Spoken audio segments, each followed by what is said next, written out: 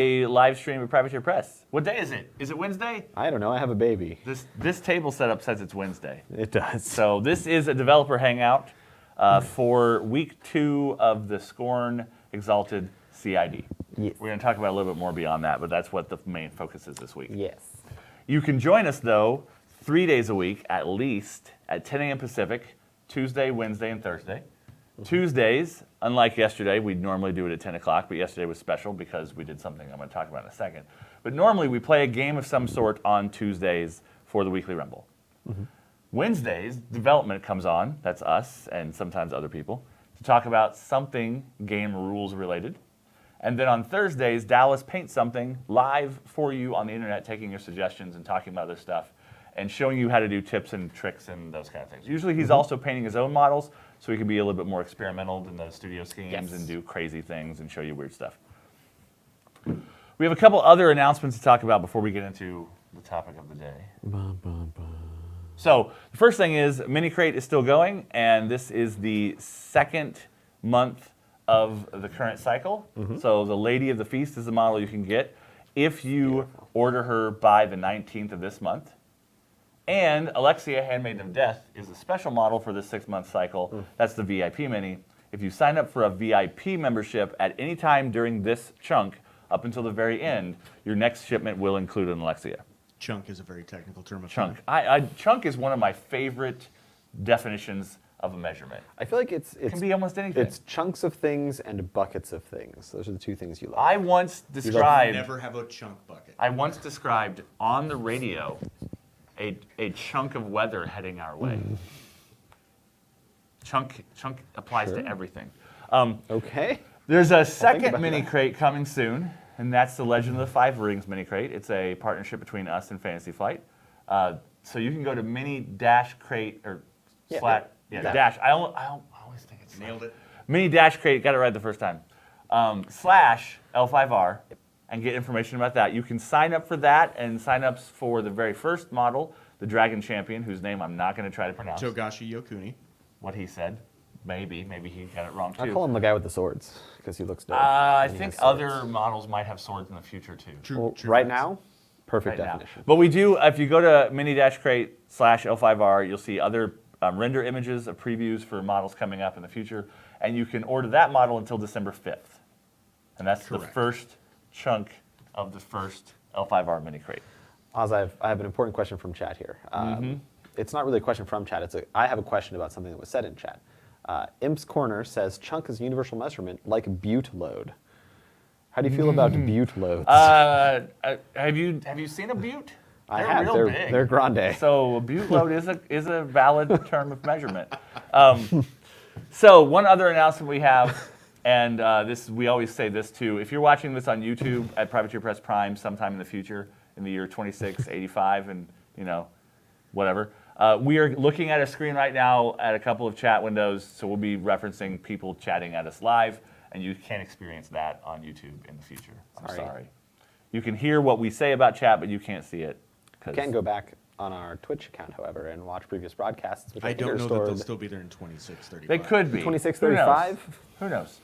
So our other announcement, archives. we've announced on Monday and showed you a live stream yesterday that we are doing a second edition of Level 7 Omega Protocol, and that Kickstarter starts on the 15th, which is next Monday. So in a couple of days, you'll be able to tell us if you want a second edition of Omega Protocol.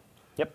Now, this is not a heavily changed second edition. It's going to be a cleanup and some rearranging of some things so that the original expansion, Extreme Prejudice, is still valid with the new printing. And for the Kickstarter, there's going to be a bonus package of goods you can get, including the model you can see on your screen right now, which is a Kickstarter exclusive alternate team leader model. It's a female team leader. So you can get that and some other cool new stuff, like some room tiles and some cards and things as part of the Kickstarter. And you'll find out all about that specifically on Monday.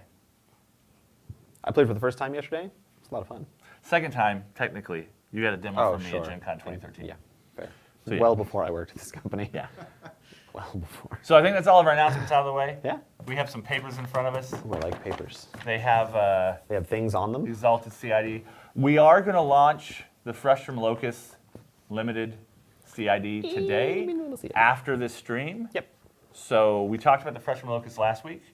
We're going to put its rules up and turn its forums on and stuff today. And we're just going to run in a limited amount of time, kind of like the Supreme Guardian did. Yep. And we'll get some Fresh from Locust feedback, and that model will be done. It'll run through next Wednesday. Look at that little guy. And it's on the Look screen on right the now. Screen. He's got little hands, little 4 feet. Yep, it's the magic laser cannon. He doesn't have a face. I hates just magic. noticed this. No, he does not have a face. He's Like- built like the Enigma Foundry, but he's not as humanoid as the Enigma Foundry. He ain't got no eyes. And when I say he, I mean it, because who knows whose soul's in there? Could be anybody. Could be a boat. Could be souls in there. Could be no. You gotta have your soul. Jason's upstairs. Yeah, you gotta have your soul extracted to be put into a vessel.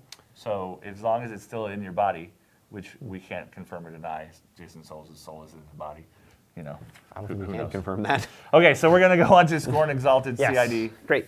Talk about the changes we made on Tuesday. Tuesday. Yes. Tuesday. So there's not going to be an update today. There was an update Tuesday. There might be another There'll update. probably be one by the Which end of was this week. yesterday. Which was just yesterday. I still have a baby. Who knows Johnny what doesn't days are? sleep. Johnny Who doesn't knows sleep. what days are? I actually am getting pretty good sleep right now, which is great. My wife's being a champion, so great. Yes. So the first thing to talk about the Erudite Sentinel. I'm pretty excited about these changes. Yeah, we realized that the Erudite Sentinel, the bug with the gun, and the Titan Cannoneer and some other models Sure. kind of overlapped in their roles in Skorne. And we've talked about these bug models as really good scenario pieces because we gave them the new ability to not be moved, to be pushed. They couldn't be knocked down before, so you can put them in a zone and they can hold an area for you. Yes, definitely. So we had a meeting and reevaluated exactly how this model did that and came up with some really interesting changes. Yeah, so we took away a little bit of its control, like it doesn't have Scather anymore, and obviously because now it has a spray instead of an AoE attack. And then of course, because it has a spray, it no longer needs arcing fire. Though I guess you could, I guess. I want to see a Scather spray someday where the spray template stays in play. That's pretty cool. Yeah, we could do that. Not right now, though. That could be a thing. I think that would probably be a wall template. Whatever. Sure. Anyways, welcome to Dev Thoughts. Yeah. We also dropped it to Fury 3, and then Yeah. in doing all of that, we dropped it down to cost 14. So we really wanted to differentiate the cost between this model and the Cannoneer, and we also really wanted to differentiate its ranged weapon, because the two of those were very similar, and they have been basically forever. Yeah. All the way through Mark II when they existed, all the way through Mark III, they've been very, very similar models. So we really wanted to take those two and put them in different buckets, which can be clumps of different models. Clumps? Was that what it was? Chunks. Chunks, which can be chunks of different models. Yeah. So Near And- Sentinel to me now is a very aggressive piece against living models because it still has poison on the Yeah, spray. we kept Cal poison on 14, it. which is choice. Yeah. And it's a 10-inch spray. It's not small. Yeah. If you get a lot of models, or especially if a unit's trying to hold a zone or whatever, they might be clumped up to be in that zone to make sure that Yes. all of them are in there. So yeah. So I'm a big fan of the changes here. They might be a little aggressive. We have some people worried about like Xerxes 2 assassinating people with these things.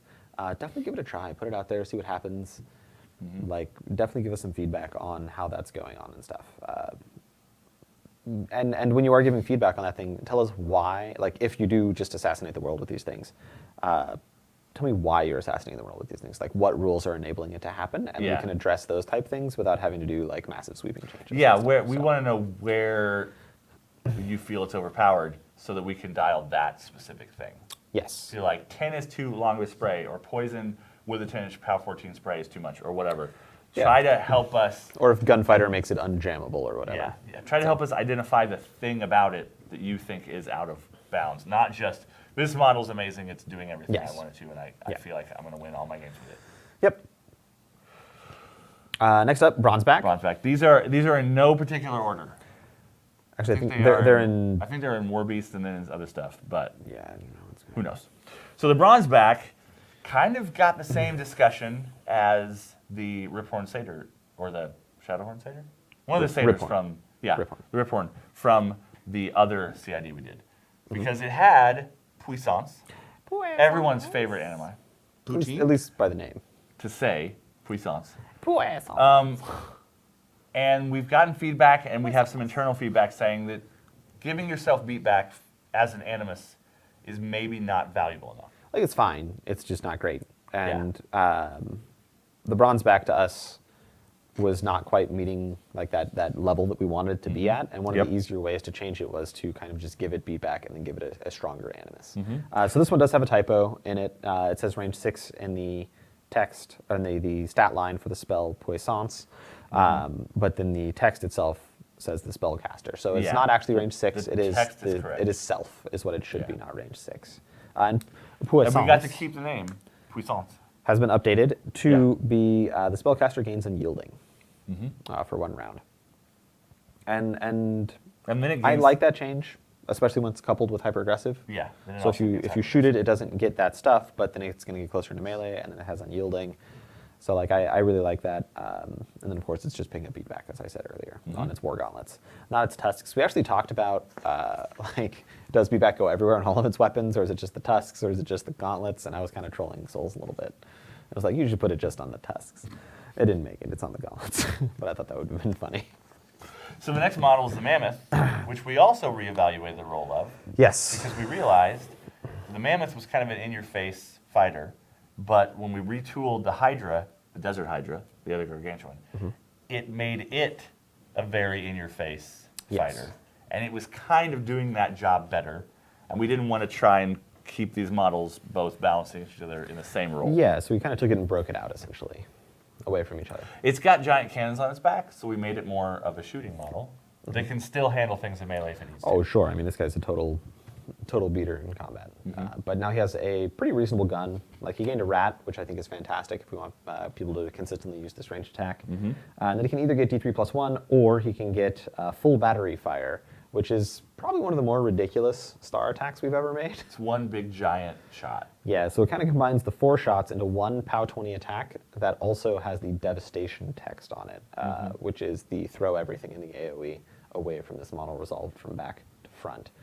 Which I always bring this up anytime anyone says anything about devastation, that like, I had a game in Mark II where a conquest had a bunch of Winter Guard in front of it and then a mule crit, and it was going to kill all the Winter Guard anyway with the blast damage, so that doesn't matter. But in my mind, it was like all these Winter Guard like, yeah, and then kind of get picked up and like squished into the conquest, and all their Yeah. bodies fall down, and it's That's what just happens. super gross.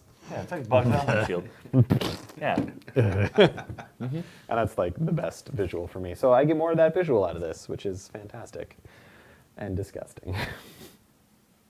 But yeah, so this is one of the more interesting star attacks, I guess, powerful star attacks. Yeah. We'll see. It also We'll see if it happens. gets a new So- ability to help it get into combat better. Yes. Pain Maddened. Yeah. Is- So is if it gets damaged, it speeds up, so that will let it close with enemies that shoot it from a distance better. So it does still have a melee role. It's just not primarily its role early in the game, especially. yeah, so I think what I like about this rule specifically is it's sort of a it's like a disincentive to shoot it a little bit, Yeah. where Yeah. if you don't shoot it, maybe it can't charge, but if you do shoot it and piss it off, it gets that really cool like thematic. You've anchored this elephant, this titan, and it's going to come barreling towards you. Like I kind of wanted it to have hyper aggressive, but because it's a gargantuan, it can't because it can't move. Yeah. But I think this is a great sort of middle ground for that style of rule. So Also, my favorite change, because we broke the seal officially, when we were changing from Mark II to Mark III, I had a conversation with Souls about weapon ranges. And I'm like, can we have 1.5 inch weapon ranges? Or can we have, Sure. can we just make weapon ranges of their 4 or whatever? Yeah. On melee weapons specifically. And at that point, we didn't want to, but with the Supreme Guardian conversation, since it's carrying a sword that's twice the height of a person, it's as big as my head. we finally gave something melee range 3, and we decided since the mammoth tusks are amazingly gigantic, then they could easily also have melee range 3. Yeah. They So it's stick a out small that means change, but it's also impactful because it extends its I threat mean, range. I think it's a some. powerful change, Yeah. right? Like, it lets you attack over a lot of stuff. And I talk a lot about the Sea King and how I think it's a really underrated model because of that 4-inch melee range. And I don't think this is any different. 3-inch melee range is great. Like, It's definitely something that a lot of people aren't ready for mentally, right? Like you're Yeah. positioned for so many years, at least I did, positioned for so many years in Mark II, assuming that everything had 2-inch melee range. So when you get into that 3-inch and 4-inch melee ranges, your positioning is all wrong. So, yeah. And Gromreal Fist, I think, asked the question about it. Is that change an indication of melee distances changing in more places? And not really. It's mostly just when we get to CID a model, we get to look at it as it physically exists. Yes. Because when we're making a model beforehand, it's usually concept art. Sometimes we get a 3D print of the model before we have to lock the rules in, but not always.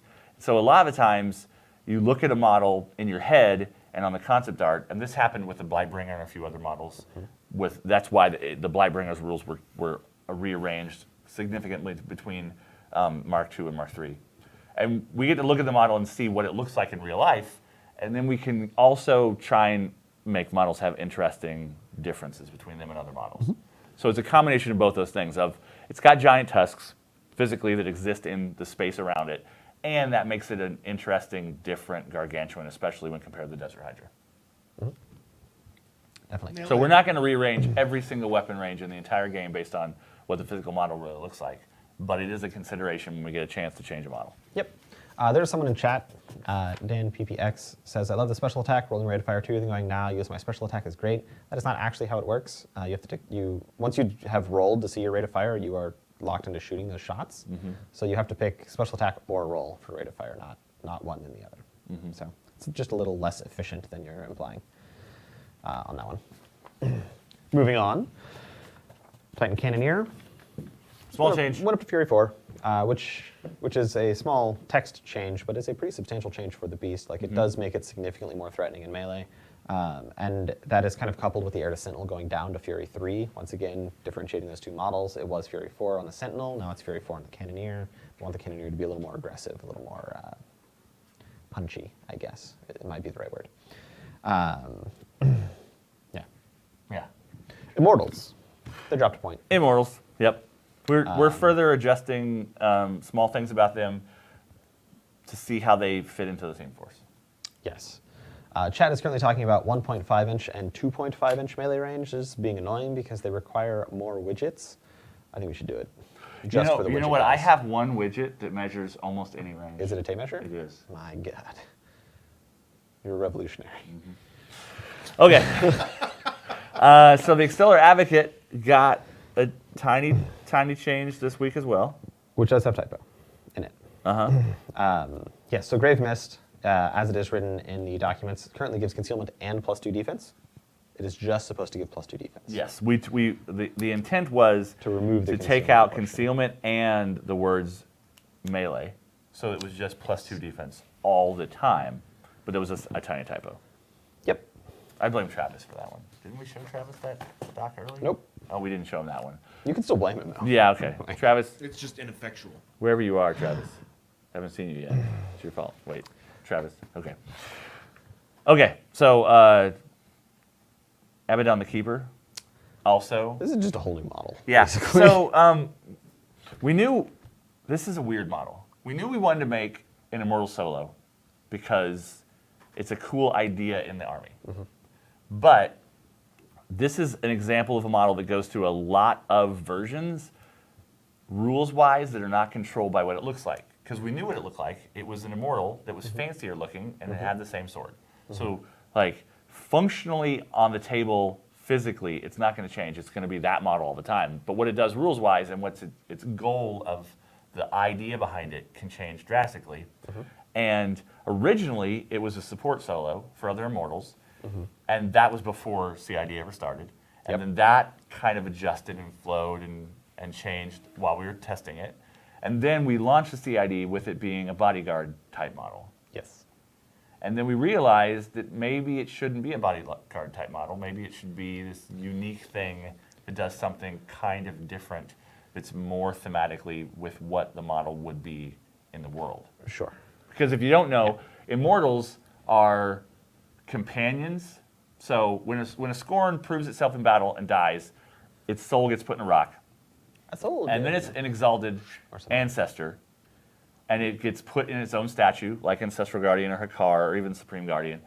And then those statues have smaller stones on them that they are empowered by when they collect the souls of friendly models around them. Yeah. But those models aren't necessarily proven great warriors that deserve this full exaltation. But they're still used by the Skorne, so they take the smaller stones and they put them in the immortal bodies. Yep. And those are companions that have proven their worth in some way, but aren't revered like the religious element of the full-on thing. They died in battle. They died in battle, and they died near a sacral stone that pulled their soul in. So they've been preserved, and they're going to be used. And this guy kind of proved himself to be a super awesome warrior man after his soul got collected. Because his soul just kind of happened to get collected, but once they put him in an immortal body, like, he was the last immortal standing in some battle or something. He did an awesome thing. We'd have to get Mr. CCAT in here for that. Yeah, well, that's what that part of this is what Doug and I were talking about the other day about this model. And so he's kind of proven himself to be an amazingly, singular warrior after he was exalted. And so these rules are trying to reflect that the ancestors, the Ancestral Guardian, the Hakar, those kind of models, see his value and keep him around and want him to fight alongside them. And we saw a lot of feedback on this guy, where sort of like that bodyguard rule was mostly being used on warcasters or warlocks, which is fine. But he wasn't being very active and he wasn't being very exciting with a lot of these things. So we really wanted to take this model and create an air of excitement around it, right? Which I think we've done fairly well. I think Immortal Companion is one of the coolest rules we've released in a long time. I Yeah, think that's yeah. a really fun and interesting thing. And for those of you that don't have the paper in front of you, what Immortal Companion is when Abaddon is destroyed, an Ancestral Guardian, any of them, so the Ancestral Guardian Solo, Hakar, or the Supreme Guardian, can spend a soul to put him back into play.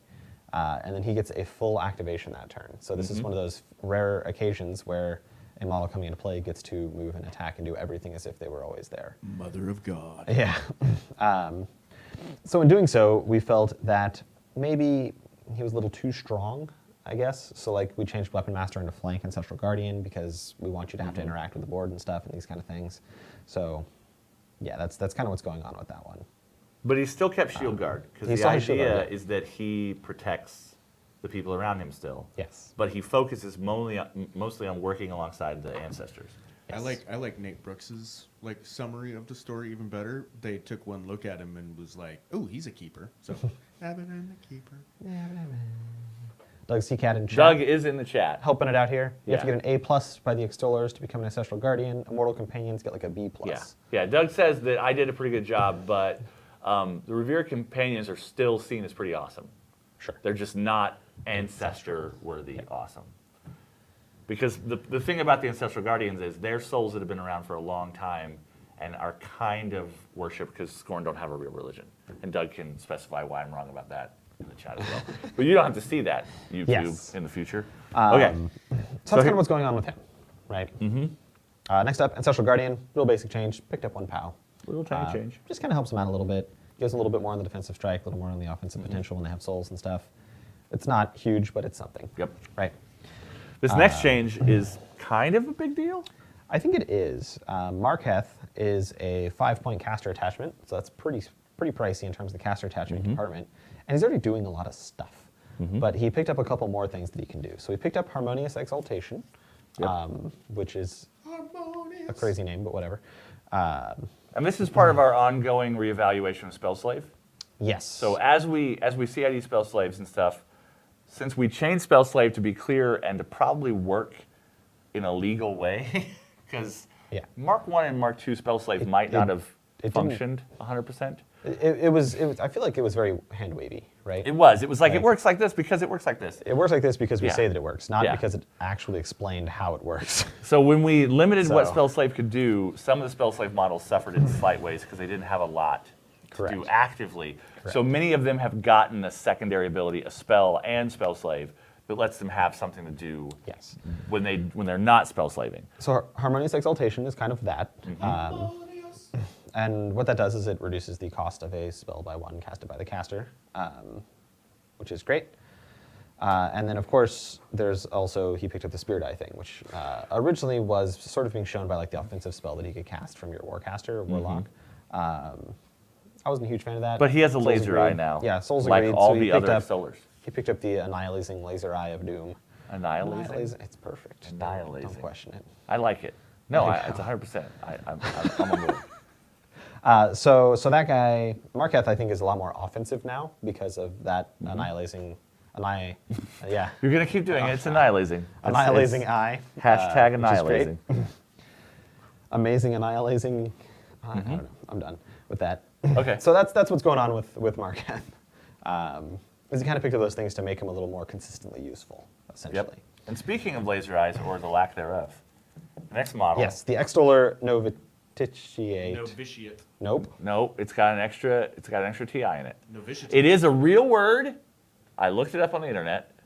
It's usually associated with seminary and like becoming a nun and those kind of things. It means that's pretty it means you're relevant. learning to be somebody, and it's a weirder version of novitiate, and I can't pronounce it correctly, so I'm just gonna say probably novitiate, sure. Probably say novitiate. The So this developer model, needs to update the concept art because the concept art says Oh. novitiate. I know It'll be That's fine. because I thought there was a typo, and then we checked, and there wasn't a typo, but I'd already made the art by then.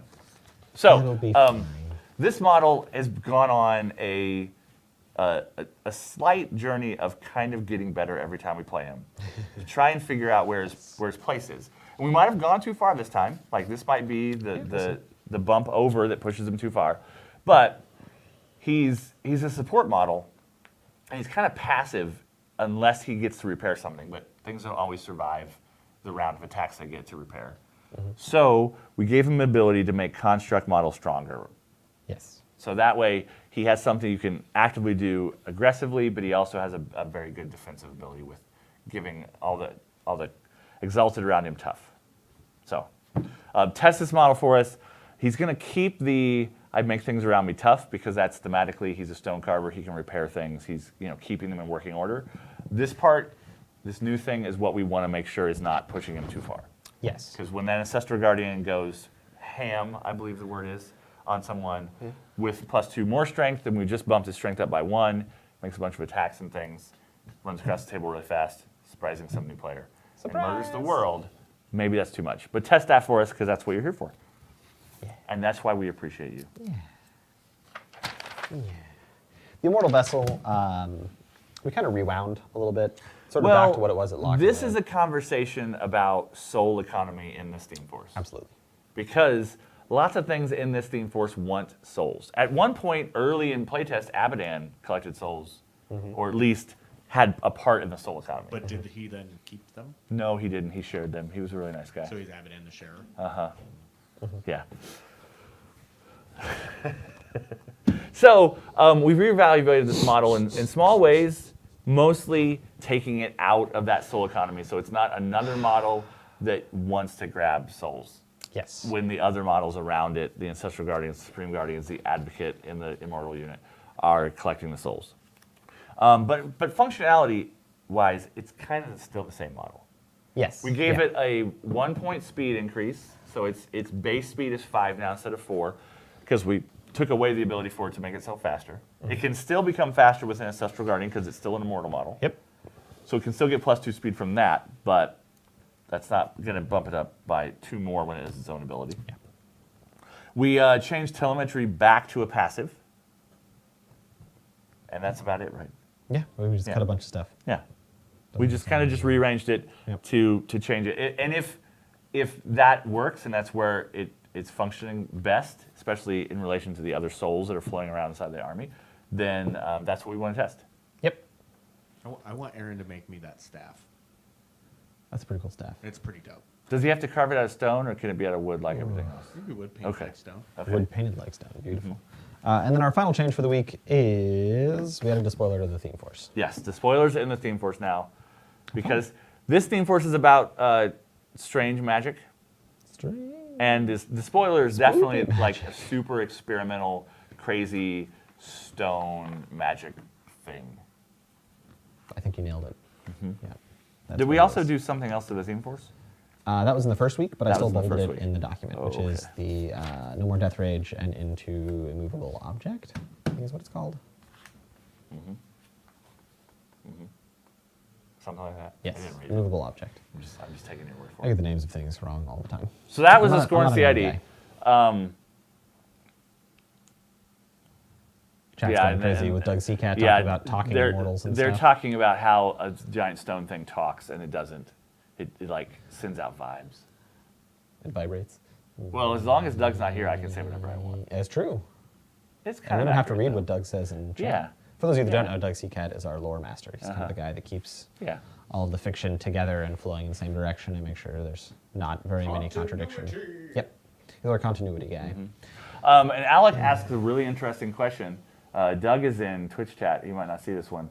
Would the Skorne steal a soul from an enemy if it was a great warrior, like Crick stealing souls? No, that's not what Skorne do. What if it was another Skorne- Skorne guy, like a Civil War? Possibly. Okay. But Skorne revere their ancestors, and so they don't have religion, really. Yep. And in the setting, gods are real, and souls go to the afterlife, and all that stuff's established. Skorne don't do that. They go to horrible nothingness. The void. It's not But the not, other. It's not there's, the there's- little there's V, two not voids. big V. Void. So all a Skorne in the Yeah, afterlife has to look forward to is horrible, horrible, horribleness. Yeah. So this is the way that they preserve the people who prove themselves as worth it. And it used to be only the warrior caste, but Zal is breaking the rules because he's Zal. Yeah. Because you know. And so that's why that happens. And so they wouldn't look at a guy over there and say, oh, he's so awesome, we should keep his soul. It's not like they're collectors. It's not like they're nerds and they're like, oh, look at this baseball card. It's so super awesome. They're not. They're only Yankees fans. They only collect Yankees baseball cards. I think Basically. that's a great analogy. Basically. Basic. We Yeah. have a couple of questions in chat. The Dragon Pup says, last week Souls talked about Zal being able to take Ancestral Guardians in any theme. Is that going to happen in this cycle? I'm going to say yes and no, because when I say yes, I mean I don't think it's going to happen in the CID cycle, but it will be added to his card if we deem it necessary. Not necessary, if we deem it fine, I guess. Fine, I guess. That's a strong recommendation. Yeah, after the CID and internal testing is where that will go. We're also talking about some other options for Ancestral Guardians, like including them in more themes. So if something like that happens, we may not necessarily give Zal that special role because it wouldn't be needed anymore.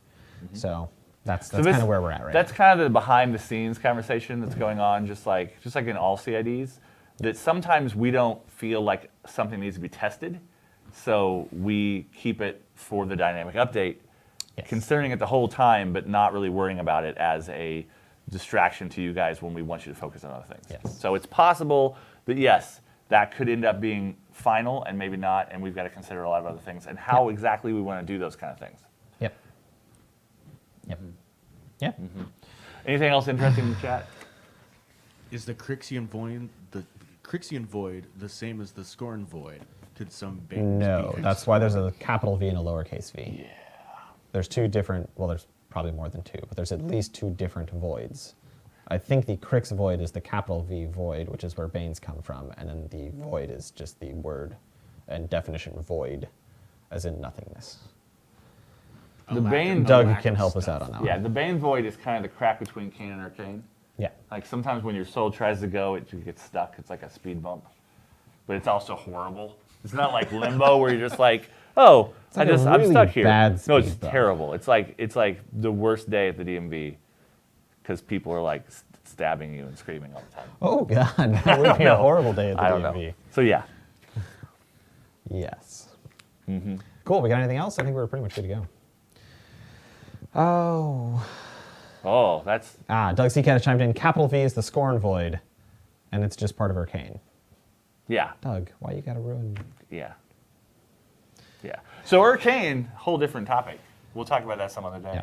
Mahuitic says, was it the intention for the Novitiates It damage doesn't buff have to an last? extra. It doesn't have two. Novitiate It doesn't have two TIs in all of it. buff to last a turn around. It was absolutely meant to last a round to work on defensive strikes. Maybe that's too much. We'll see.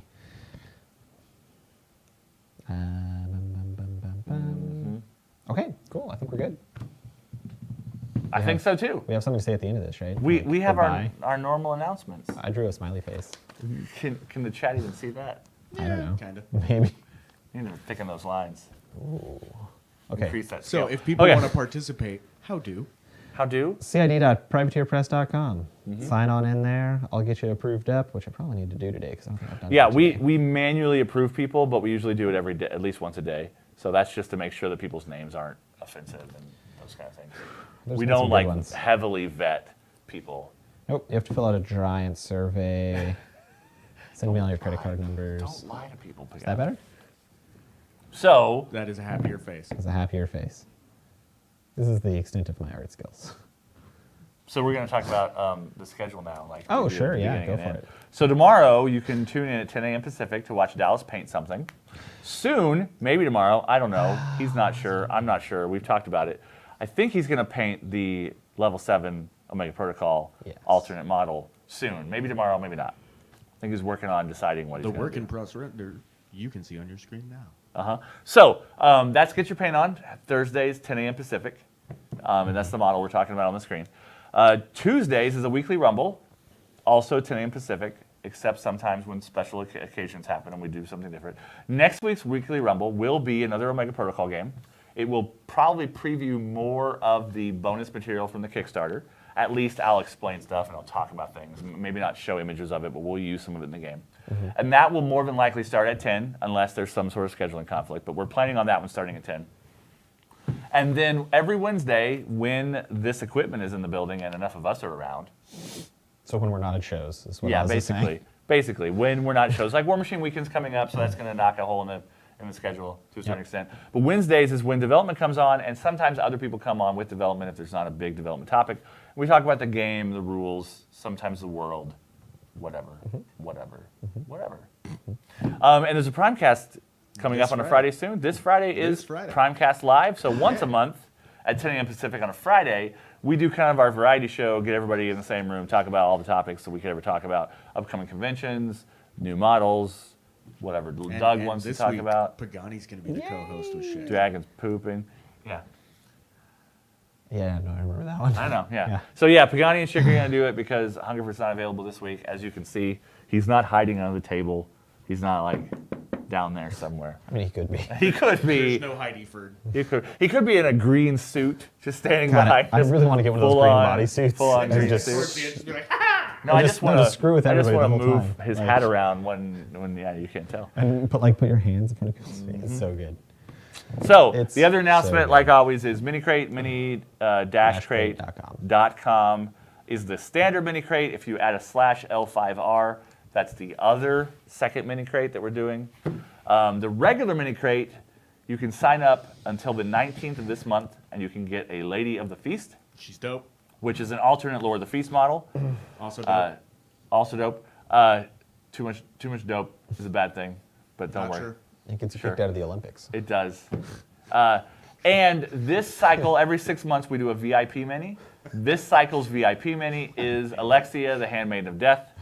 If you sign up with a VIP subscription, anytime between now and the end of this 6 month cycle, except for the February very 19th. very end, February 19th, Chunk. your next. I was going to throw that in at the end. Okay. You can't just. You can't just chunk all willy nilly. The running gags and the callbacks, you have to sprinkle them. You can't just be like. Anyway. If you sign up for a VIP subscription between now and February 19th, your next shipment will include Alexia. Okay? And Alexia, the only way you can get that Alexia is a VIP subscription. There's one other way you can get that Alexia, and we're going to be announcing that tomorrow. Okay, so as of right now, I'm not a liar. There's only one way you can get that Alexia. John says that tomorrow that will change. So tune back in tomorrow. I think I know what it is. Your face shaking on the camera's throwing me off, or the screen's throwing me off. The other mini crate we have is that /L5R at the end of mini-crate.com. And that is our special partnership with Final Fantasy. With Fantasy Flight. I have a phone call. I need to FF. make. Yeah. With That Fantasy would be Flight sweet. to license L5R miniatures for use in their card game, their role-playing game, any other thing you want to do that has cool samurai miniatures in it. Paint them, put them up on your shelf, and look Yes. at them because they're dope. You can paint miniatures. It is allowed. So this first one is the Dragon Champion, whose name is Togashi Yokuni. cool. And the Naga Hunter, is Is the the VIP. is the VIP for this one, and we have shown off renders of that model, but not a Yes. painted So one if you yet. if you go to privateerpress.com, there's an insider from a couple days ago. Mm-hmm. You can just go into the insider section, find it. I also linked to it yesterday. Sure. And there's renders of those guys, as well as Hida Tomonatsu, who is one of the crab. The hammer, And the she's crab got champion. Just this. Oh, she's, looks so cool. She's the coolest sculpt so far. Sure. Like I know the Naga's really dope. That's a bunch of people's favorite. I think. I Hida like Tomonatsu Warhammers is a lot. super Like cool. fighting with a hammer is cool. Well, and her pose is it's really fitting, and she looks like she's just about to wreck Oh somebody's yeah, day. yeah. Pretty sweet. So Pretty sweet. you can sign up for that up until December 5th. Yeah, and the 'Cause- first one will ship in January. Yes, we've opened up signups for that far in advance so you can get prepared. And then that will be another chunk, just like regular mini crate, where there's a VIP model every once in a while and normal models come along. Word. So are we done? I think Is we're that it? done. Are we finished? Mordecai 2, super dead. Super dead. Super dead. Sure. No Mordecai 2. Get out of here, chat. Alrighty, guys. Super Have a dead. great day, and we'll see you tomorrow. Super dead. Goodbye. Also, Frustrum Locus. That'll get posted later today.